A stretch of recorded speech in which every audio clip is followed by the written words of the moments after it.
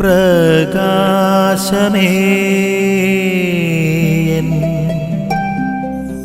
മിഴി തുറക്കുക വേഗം.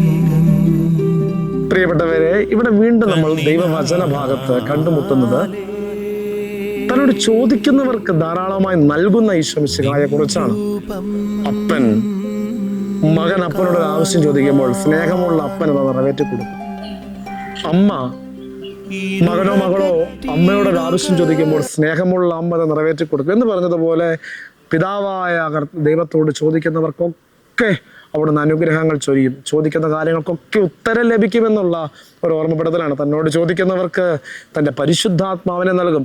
മറ്റൊന്നും നമ്മൾ ചോദിക്കേണ്ട ആവശ്യമില്ല. കർത്താവേ, നിൻ്റെ പരിശുദ്ധാത്മാവിനെ ഞങ്ങൾക്ക് നൽകണമേ എന്ന് നമ്മൾ ആത്മാർത്ഥമായി പ്രാർത്ഥിക്കേണ്ട. ഭൗതികപരമായ കാര്യങ്ങളിൽ നമ്മുടെ ആവശ്യങ്ങളുടെ പട്ടിക നിരന്നു കിടക്കാതെ ആത്മീയ ഉത്കർഷത്തിന് വേണ്ടിയുള്ള ദാനങ്ങൾക്ക് വേണ്ടി, പരിശുദ്ധാത്മാഭിഷേകത്തിന് വേണ്ടിയൊക്കെ നമുക്ക് ആത്മാർത്ഥമായി എപ്പോഴും കർത്താവിൻ്റെ സന്നിധി ചോദിക്കാം.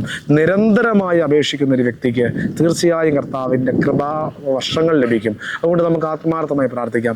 നിരന്തരം കർത്താവിൻ്റെ സന്നിധിയിൽ അവിടുത്തോട് ചേരാൻ വേണ്ടി, അവിടുത്തെ ഹിതം നിറവേറ്റാൻ വേണ്ടി, അവിടുത്തെ ആത്മാവിൻ്റെ അഭിഷേകത്താൽ നിറയപ്പെടുന്ന ഒരു ജീവിതം നയിക്കാനുള്ള കൃപയ്ക്ക് വേണ്ടി നമുക്ക് എപ്പോഴും അവിടുത്തെ സന്നിധി ചോദിക്കാം.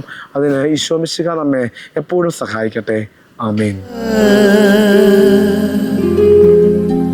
നിൻ വഴിയേ